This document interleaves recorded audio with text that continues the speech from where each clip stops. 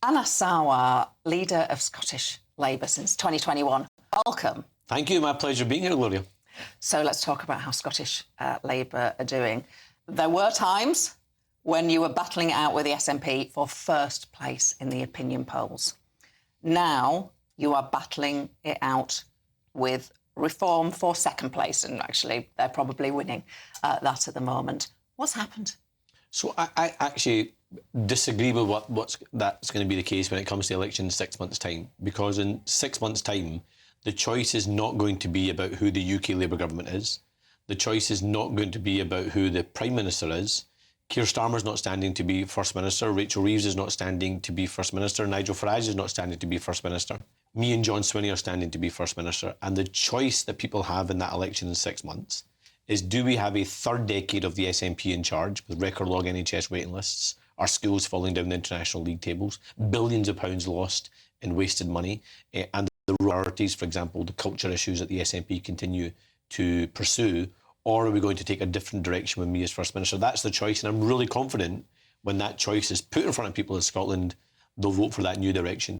We proved people wrong in the general election when we beat the SNP and won 37 seats. We proved them wrong in the Hamilton, Larkhall and Stonehouse by-election when we won that and pushed both the SNP into second and Reform into third, and I'm confident we'll do that in 6 months. We're kind of like the Scotland team qualifying for the World Cup. The underdog, always talked down, but got it over the line and made history qualifying for the World Cup for the first time in 28 years.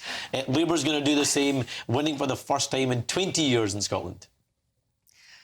Well, we'll see about that. Now, you said Keir Starmer and Rachel Reeves are not on the ballot paper when it comes to those Holyrood elections. That's basically saying Keir Starmer and Rachel Reeves are a drag on Scottish Labour, right? It'd be easier if they weren't there. Well, I don't think there was any route for Labour to win in 2026 if we hadn't won in 2024. We had to get rid of a Tory government that was doing so much damage. We had to demonstrate Labour could win again.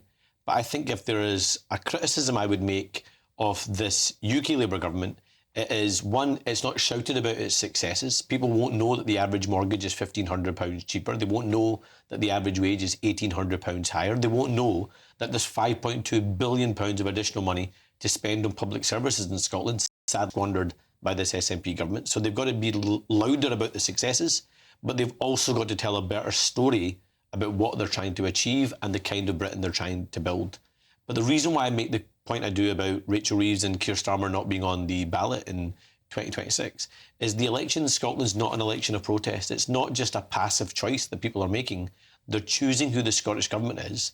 They're choosing who the First Minister is. And that decision is going to decide the future of your local school, your local hospital, your local GB services, policing in our communities, housing, and so many other things that are the sole responsibility of the SNP, who have completely decimated parts of Scotland. So there's a conversation going in Labour. I know this, not just because I read in the papers, because some people have said it to me. When they discuss Keir Starmer's leadership, and I think it's fair to say most people in the Labour Party are, certainly in Westminster, are concerned about it. But certainly at least one person has said to me, we've got to move before those May elections. It's not fair on, and this particular person cited you, it's not fair on Anas Sarwar to have such a difficult election because of somebody who is the Prime Minister of Britain. I've never had it easy, Gloria. That's the joy of being leader of the Scottish Labour Party. You don't get easy parts of the job. When I took on the job in 2021, people were questioning whether we were going to come into fourth place, never mind third place. People questioned the survival of the Scottish Labour Party. They said we could never get rid of the Tories. They said we could never beat the SNP. They said we could never play our part in helping to elect a UK Labour government. We did. And they're going to say the same things now about whether we can win in 6 months' time. But that is a once-in-a-lifetime opportunity for so many people to finally end SNP rule and take us in a different direction. So it's never been easy for me. I accept that. But the same hard work, energy and positivity that's got Labour back on its feet, that won the election in 2024, that same energy is what we're going to do in 2026. So I'm making a direct appeal to GB News viewers. You may dislike a UK Labour government. You may have questions on a UK Labour Prime Minister, but you yourself can see, if you live in Scotland, that under the SNP, things have got worse. We are moving in the wrong direction with them, and Scotland isn't working. Our education system isn't working, our health service isn't working, our policing system isn't working, our housing market isn't working. And if you want to change that and improve the opportunities for you and your family, it's me and Scottish Labour.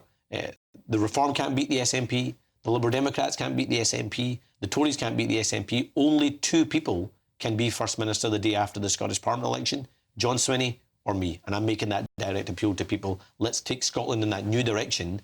And that's about voting for me over John Swinney, rather than about anything that's happening here. Scotland is more important than just what it means for the Westminster bubble. Do you have a view on whether Keir Starmer should stay? Look, absolutely he should stay. He got the Labour Party off its feet. He won a historic election. I know how hard he's working. I know how committed he is to our country. Yeah. Do things have to improve? Of course they do, but he'd be the first person to say that too. OK. Right, let's talk about you, because you said you've never had it easy in politics, and you have faced political attacks, of course, but there were sort of eyebrows raised about the political attacks made on you by Reform. So a Reform advert was put out earlier this year in the run-up to that by-election that you were talking about. It included clips from a speech given by you in 2022, I think, at an event celebrating the 75th anniversary of Pakistan's independence. The video posted by Reform had these words: Anas Sarwar has said he will prioritise the Pakistani community. How do you respond to that? He's basically, you could argue, accusing you of being an anti-white racist. Well, I'm Scottish, and I will prioritise Scotland, and I will prioritise all of Scotland's communities, and so I'll call that out for what it is. It is deliberate misinformation about what I was saying in that event, an event, by the way, that was attended by representatives of Britain's armed forces, representatives of the police, and representatives of every political party. It was not just a Pakistani community audience, it was a broad-based audience talking about the role that migrant communities have played positively in Scotland. And I can tell you my own family story positively about Scotland too. And what I was talking about at that event, there was a very high-profile debate happening in Scotland at that time where certain issues around identity were being taught in our schools, and there was a frustration that parents were not being told about what was being taught in the school, and they weren't having an input in what was taught in their schools. And I actually think the vast majority of people that watch this show will agree with me that I think parents of all faiths and all backgrounds should have a say and know what's being taught to their kids, particularly when you think about some of the ideologies that have been pursued by the SNP. That's the argument I was making in that event. But there's a broader point here, Gloria, which is my loyalty to my country has been questioned twice. Once by the SNP during that independence referendum, when they wanted to portray me being not on the side of Scotland but on the side of something else. My loyalty wasn't to Scotland, and they wanted to say to people, if you're loyal to Scotland, you have to support independence, but if you're disloyal to Scotland, that means you want Scotland to stay part of the UK. Actually, I think every citizen is for Scotland across our country, and everyone wants the best for Scotland. And so the SNP question that loyalty, and they do it for far too many GB News viewers. But now Reform are also questioning my loyalty. My loyalty is to my country, Scotland. I was born in Glasgow. My kids are being raised in Glasgow. They're as Scottish as anybody else. And the reason why I want to be First Minister is because I want to improve the life chances of every Scot. And that's not just people from ethnic minority backgrounds. If you look at the disproportionate struggle that working class communities, white working class communities face across our nation, particularly in terms of access to education, access to skills, access to jobs, access to the health, access to justice, access to housing, we have got to address that. And that's the power of a Scottish government. And I want that to be the power of a Scottish Labour government with me as First Minister. So you don't buy the white privilege argument? You mentioned white working class kids. I actually think the white privilege argument is a dangerous one to make. And the reason why I think it's a really dangerous one to make is I wholeheartedly agree that those that come from a Jewish background will have an understanding of prejudice because of the prevalence of anti-Semitism. I know people from a Muslim background will understand inequality because of Islamophobia and anti-Muslim hatred. But let's not ignore the fact that there are many postcodes in Scotland where because of the postcode you're brought up in, your life expectancy is about 15 to 20 years lower than other parts.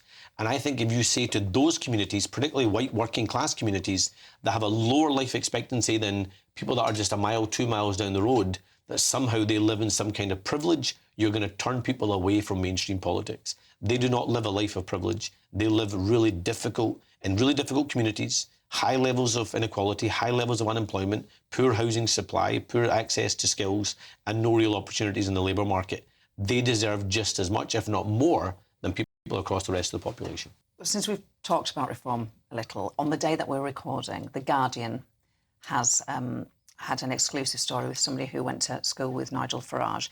And the allegation is that Nigel Farage made comments to this gentleman who has named himself in school. He says he would sidle up to me, this is Nigel, and growl, "Hitler was right." Grotesque, everybody would agree. Should anybody be judged on what they were like at school? So I wasn't at school with Nigel. He's significantly older than me. I'm the young next generation of leaders in Scotland and the wider UK. And look, I don't know whether that story was true or not. That's obviously the narration of the individual that was involved. But what I do know is that Nigel Farage is not fit to lead our country. And the reason why I don't believe he's fit to lead our country is because I think there are two types of politician now in our country. There's the type of politician that sees a problem and wants to use that problem to seed division and pull our communities apart. I would include the SNP, by the way, who always want to point the finger and say never our responsibility, the Westminster's fault or the Labour government's fault or somebody else's fault, never take responsibility. And a different kind of politician that sees a problem and says, I want to sort it and fix it.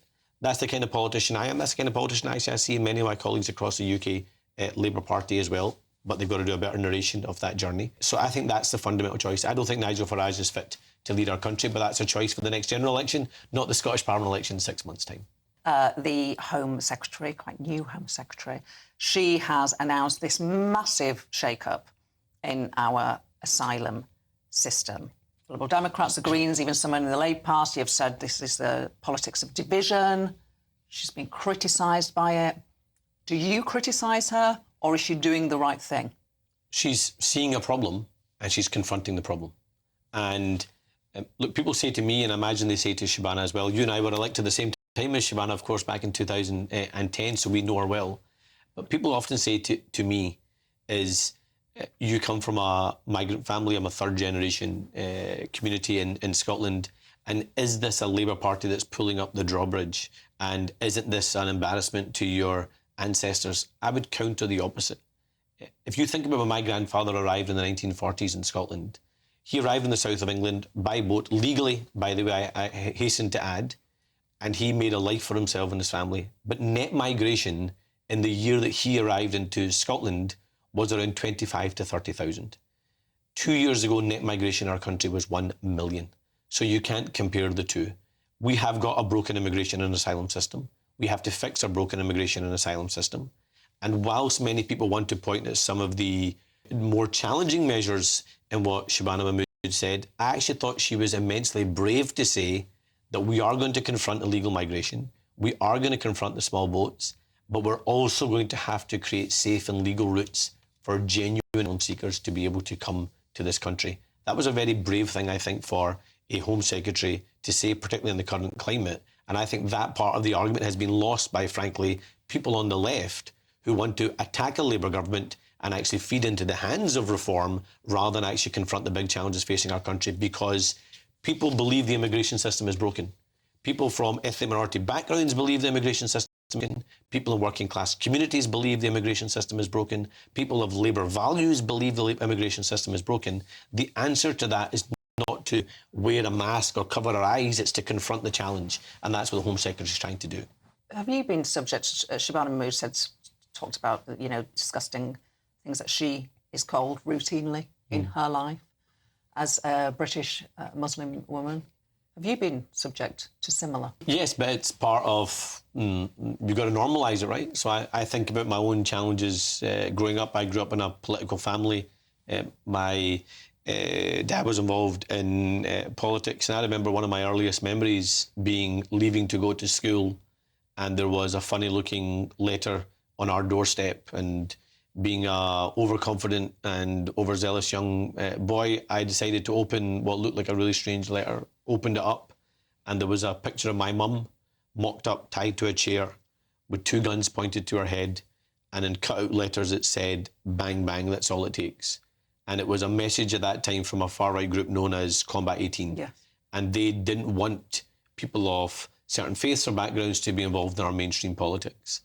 So I've seen what racism looks like, but I don't use the racism that I've experienced, and sadly my children now see and experience, as a way of saying that this country is bad to me or bad to our communities. This country is genuinely the greatest country in the world. Of course it's got challenges. Of course we've got disagreements. Of course we've got big things to confront. But I wouldn't be able to sit here in a studio with you, Gloria. I wouldn't be 6 months out for an election where I'm standing to be First Minister if it wasn't a country that embraced my granddad back in the 1980s, gave him shelter and home, and he would bring his family here. So we've got a great story to tell, but we've got to confront in modern times what the big challenges are. And that's part of what drives me to want to lead my country, Scotland, and take us in that different direction.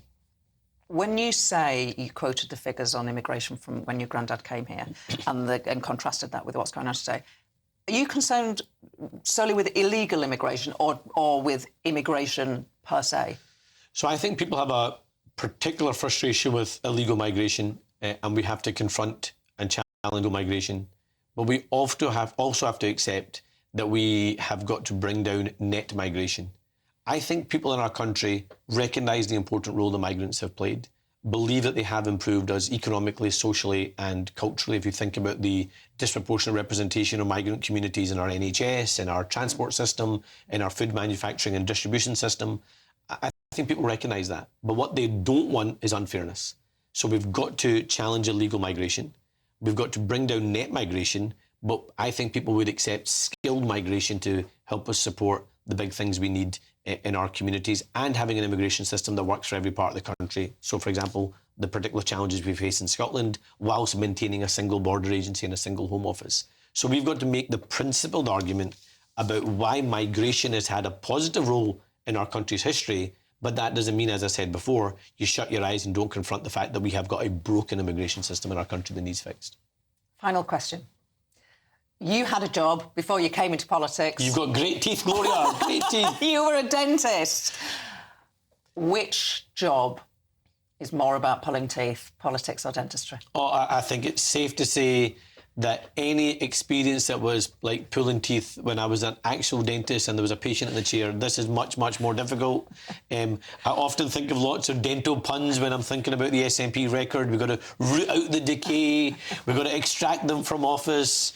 We've got to, take ourselves in a different direction in Scotland. So all of that. But no, I love being a dentist. And the reason why I love being a dentist was I love talking to people. I love communicating with people. And every job is public service when you're working in the National Health Service like I did as a dentist. So I did my public service in a community known as Paisley in Renfrewshire, and I feel what I'm doing now is public service as well. But just to end, again, what I said right at the start, Gloria, is that direct appeal to GB News viewers. We have an opportunity in 6 months' time to finally rid Scotland of an SNP government that's done so much damage to it. The first proper opportunity in 20 years. So we need your help. We need your support to make that happen. You might not agree with every policy. You might not agree with parts of what's happening in the rest of the UK, but this is an opportunity Scotland can't afford to miss. And I will work with anyone and everyone to make sure Scotland goes in that more positive new direction. Anas Sarwar, leader of Scottish Labour. My pleasure. Thank you. Thank you.